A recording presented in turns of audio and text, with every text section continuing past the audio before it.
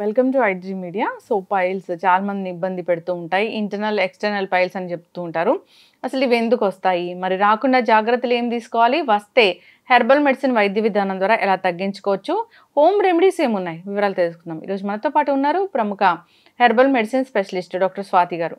Madam నమస్తే అండి. నమస్తే లక్ష్మి గారు. మేడం, ఇలాంటి పైల్స్ ఇలాంటివి సో సర్జరీలు చేయించుకున్నా మళ్ళీ వాళ్ళ లైఫ్ స్టైల్ చేంజ్ అవ్వగానే మళ్ళీ వస్తున్నాయి అని కంప్లైంట్ చేస్తూ ఉంటారు. సో దీనికి సొల్యూషన్ అంటే ఆల్టర్నేటివ్ మెడిసిన్ ద్వారానే అని చెప్తూ ఉంటారు. అవును. సో అసలు ఏంటి పైల్స్, ఎందుకు వస్తాయి, ఎవరిలో చూస్తాము, సో దీన్ని న్యాచురల్ వేస్లో ఎలా తగ్గించవచ్చు? బేసిక్గా ఒకప్పుడైతే ఒక ఏజ్ వచ్చిన తర్వాత ఏజ్ పెద్దగా అవుతూ ఎక్కువ పైల్స్ రావడానికి అవకాశం ఉంది. అంటే బేసిక్ ఈ ప్రాబ్లం ఉన్న వాళ్ళు మోషన్ పాస్ చేసేటప్పుడు చాలా డిస్కంఫర్ట్ ఫీల్ అవుతారు. ఎందుకంటే మనకి ఆనస్ ఏరియా ఏదైతే ఉంటుందో అక్కడ చాలా ఇన్ఫ్లమేట్ అయిపోయి ఉంటుంది. స్వెల్లింగ్, పెయిన్, వాళ్ళు కూర్చోవడానికి కూడా చాలా ఇబ్బంది పడతారు. అంత డిస్కంఫర్ట్ ఉంటుంది. ఒకప్పుడు ఓన్లీ అలాగా ఆలోచించేవాళ్ళు. బట్ ఇప్పుడు ఎలాగంటే every year minimum 10 lakhs cases మన భారతదేశంలోనే మనం వింటాం. అంటే అంత పెరిగిపోతుంది.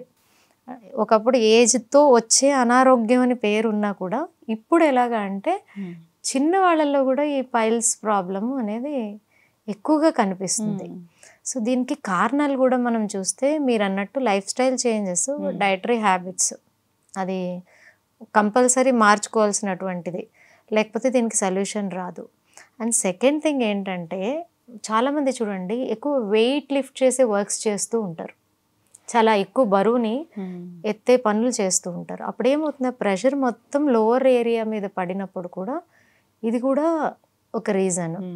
అండ్ ఫైబర్ ఫుడ్స్ని తక్కువగా తీసుకుంటూ ఉంటారు. అలాగే మనము గ్యాస్ట్రిక్ వీడియోలో మాట్లాడుకున్నాం స్పైసీ ఫుడ్. ఇక్కడ కూడా స్పైసీ ఫుడ్ చాలా ఇంపార్టెంట్ రోల్ ప్లే చేస్తుంది. ఎక్కువసేపు ఒకే ప్లేస్లో కూర్చుని ఉంటారు చూడండి. ఒకే ప్లేస్లో కూర్చోవడం వల్ల ఏమవుతుందంటే ఆ హీట్ అనేది, ఎక్సెస్ హీట్ అనేది మన లోవర్ ఏరియాలో డెవలప్ అవ్వడం వల్ల కూడా ఈ ప్రాబ్లం వస్తుంది. అండ్ కాన్స్టిపేషన్ అనేది చాలా చాలా ఇంపార్టెంట్ రోల్. చాలామందికి ఈ మోషన్ ఇష్యూస్ ఉంటాయి. చిన్న ఏజ్ నుంచి ఉన్న వాళ్ళు కూడా ఉంటారు. ఆ చిన్న ఏజ్లో ఉన్నప్పుడే మనం జాగ్రత్తలు తీసుకున్నప్పుడు ఆ ప్రాబ్లమ్ని మనం లాంగ్ టర్మ్ నెగ్లెక్ట్ చేస్తూ ఉంటాం. చాలామంది చెప్తుంటారు కాన్స్టిపేషన్ ఇష్యూ, పైల్స్ పేషెంట్ వచ్చినప్పుడు మీకేంటి కాన్స్టిపేషన్ ఇష్యూ ఉందా అని అడిగితే లేదు మేడం 2 days once అయితే కంపల్సరీ మోషన్ పాస్ చేస్తాను అని చెప్తారు. వాళ్ళకి తెలియదు పాపం అది కాన్స్టిపేషన్, అది చాలా ఇబ్బంది పెట్టే పరిస్థితికి తీసుకెళ్తుందని కూడా వాళ్ళకి తెలియదు. కంప్లీట్గా ఎలాగ ఉండాలి అంటే మనం మార్నింగ్ లేవంగానే హెల్దీ మోషన్ పాస్ చేసే స్థితి ఎవరికైతే ఉంటుందో వాళ్ళు కాన్స్టిపేషన్ లేనట్టు.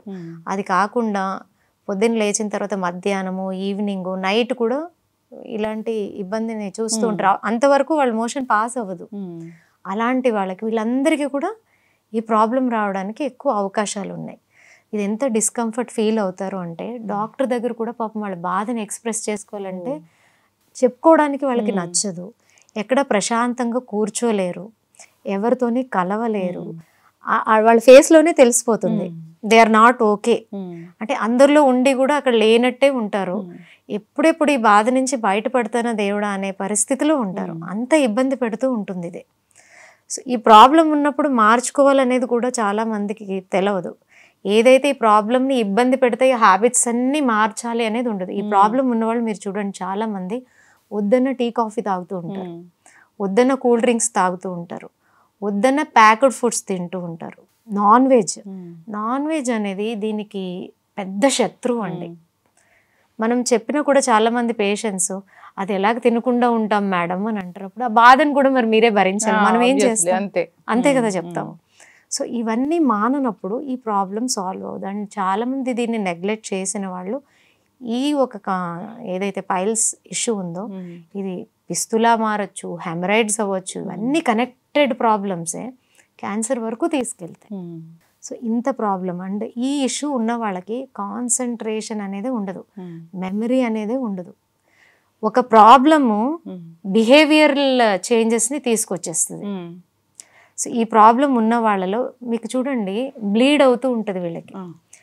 ఈ బ్లీడ్ అనేది ఎంత డేంజరస్ అంటే మీకు ఇలాగా బ్లీడ్ అవుతూ ఉంటే మనకి సర్క్యులేషన్ ఇష్యూస్ రావచ్చు, బ్లడ్ ఇన్ఫ్లమేట్ అవ్వచ్చు, నీరసం, వీళ్ళకి విపరీతమైన నీరసం ఉంటుంది, ఒకవైపు ఫుడ్ తినలేరు, వాళ్ళకి నచ్చిన ఫుడ్ తింటే మోషన్ పాస్ చేయడానికి భయపడుతూ ఉంటారు, విపరీతమైన బర్నింగ్ ఉంటుంది, ఇచ్చింగ్ ఉంటుంది, చాలా పెయిన్, అంటే వాళ్ళు ఎక్స్ప్రెస్ చేయలేరేమో, అంటే డెలివరీ పెయిన్ లాంటిదే అనుకోవచ్చండి. సో అంత పెయిన్ ఉంటుంది వీళ్ళకి.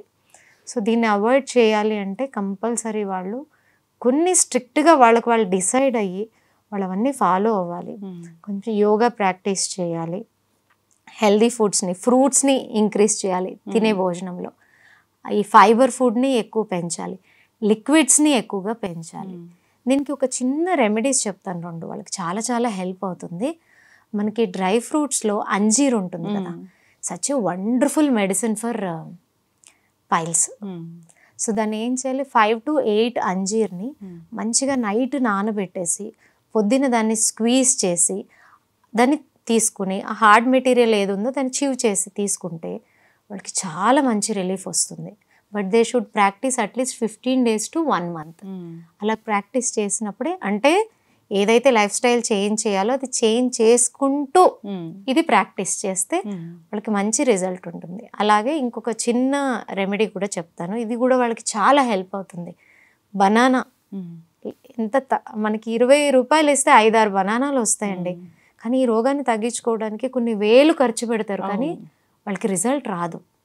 సో బనానాని చిన్న ముక్కలు కట్ చేసి దానికి 2 to 3 spoons ఆఫ్ ఆవు నెయ్యి వేసుకొని మంచిగా దాన్ని వీక్లో 2 తినాలి ఖాళీ పొట్టతో. ఇది కూడా చాలా చాలా హెల్ప్ చేస్తుంది. బనానా అంటే ఫుల్లీ రైపెండ్ మంచిగా రైపెండ్ది ఉంటేనే దానికి ఈ ప్రాబ్లంకి సంబంధించిన మెడిసినల్ వాల్యూస్ ఉంటాయి దాంట్లో. సో అలా తీసుకోవడం ద్వారా వీళ్ళకి చాలా చాలా హెల్ప్ అవుతుంది. And we give very best combination. పేషెంట్ని చూసిన తర్వాత ఆ హర్బ్స్ని ప్రిపేర్ చేసి ఇస్తాము, వెరీ గుడ్ రిజల్ట్ ఉంటుంది. ఎస్ అండి, ఖచ్చితంగా చాలా చక్కగా చెప్పారు. సో చాలా మంది కూడా సర్జరీలు చేయించుకున్నాము, మళ్ళీ ఈ ప్రాబ్లం వచ్చేసింది. అవును, వస్తుంది. ఎందుకంటే సర్జరీ చేయించుకోవడం ఒక పెద్ద విషయం కాదు. ఇబ్బంది పడలేక వెళ్తాము, సర్జరీ చేయించుకుంటాము, ఓకే.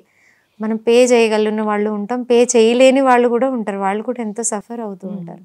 సో అది ఆ విషయాన్ని పక్కన పెడదాము, బట్ ఆ పెయిన్ అయితే చూడాలి కదండి. సో వీళ్ళు ఏం చేస్తారు అంటే ఆ తర్వాత కూడా వీళ్ళ లైఫ్ స్టైల్ మారదు. ఎక్కువ పేషెంట్స్ని నేను కౌన్సిలింగ్ చేసినప్పుడు వీళ్ళు ఎక్కడ తప్పు చేస్తున్నారో తెలిసిపోతుంది. వాళ్ళు ఏం చేస్తారు, ఆపరేషన్ అయిపోయింది కదా మేడం, తగ్గిపోయింది అని మళ్ళీ అయితే తినకూడదు అని చెప్తామో అవన్నీ తింటూ మొదలు పెట్టేస్తారు. సో కొన్ని హ్యాబిట్స్ని మనం మార్చుకోవడం ద్వారా మన లైఫ్ హ్యాపీగా ఉంటుంది. ఆ ప్రాబ్లం నుంచి మనం బయట పడతాము అన్నప్పుడు ఆ హ్యాబిట్స్ మార్చుకోవాల్సిన బాధ్యత వాళ్ళదే అండి. నేను మీరు కూర్చుని మనం ఎంత చెప్పినా ఫాలో చేయాల్సిన వాళ్ళు చేయలేనప్పుడు ఆ రిజల్ట్ ఎలాగొస్తుంది చెప్పండి. ఖచ్చితంగా అండి, చాలా చక్కగా చెప్పారు డాక్టర్ స్వాతి గారు. సో హెర్బల్ మెడిసిన్ అనేది చాలా బాగా పనిచేస్తుంది, చాలా బాగా పనిచేస్తుంది అండి, కంప్లీట్ క్యూర్ చేస్తుంది. ఎస్, ఇలాంటివి ఏమైనా ఇష్యూస్ ఉంటే తగ్గించడానికి, మళ్ళీ రాకుండా ఉండడానికి కూడా ఇది బాగా పనిచేస్తుంది. సో అంతేకాదు మన లైఫ్ స్టైల్ని మనం ఖచ్చితంగా మార్చుకోవాల్సిందే, ఆహారపు అలవాట్లు ఖచ్చితంగా మార్చుకుని ఆహార నియమాలు పాటించాల్సిందే. సో దేంట్లో ఫైబర్ ఉంది, ఏది మన ఆరోగ్యానికి మంచిది, ఇలాంటివి తీసుకోవాలి. నిజంగా జంక్ అంటే జంకే. సో జంక్ తీసుకోవడం వల్ల మనమే జంక్ అయిపోతాం. ఎస్, ఆబ్వియస్లీ 100% కరెక్ట్ మాట. అందరూ కూడా జాగ్రత్తలు తీసుకోవాలని కోరుకుందాం. నెక్స్ట్ జనరేషన్కి అసలు ఈ జంక్ ఫుడ్ అలవాటు చేయకుండా ఉండాలని కోరుకుందాం. టేస్ట్ అంటే మీలాంటి డాక్టర్స్ చెప్తూ ఉంటారు, టేస్ట్ అంటే షడ్రుచులు, అదే టేస్ట్, అంతకు మించి వేరే టేస్ట్ ఏదైనా ఫుడ్ ఉందంటే అది అసలు తీసుకోకూడదని. ఎస్ అండి, చక్కటి ఇన్ఫర్మేషన్. మనకు తెలిసిన మంచిని షేర్ చేస్తాం లక్ష్మి గారు. అది ఆ పెయిన్ అనుభవిస్తున్న వాళ్ళు, లేదు నేను ఈ పెయిన్ నుంచి బయటకు రావాలి అని వాళ్ళు వాళ్ళ మీద రెస్పాన్సిబుల్ గా ఉన్నప్పుడు దారి వస్తుంది. సో ఇది మన చిన్న ప్రయత్నమే. సో వాళ్ళ చేతుల్లో ఉంది వాళ్ళ ఆరోగ్యం. ఖచ్చితంగా అండి, చక్కటి ఇన్ఫర్మేషన్ అండి. ధన్యవాదాలు. థ్యాంక్ యూ లక్ష్మి గారు.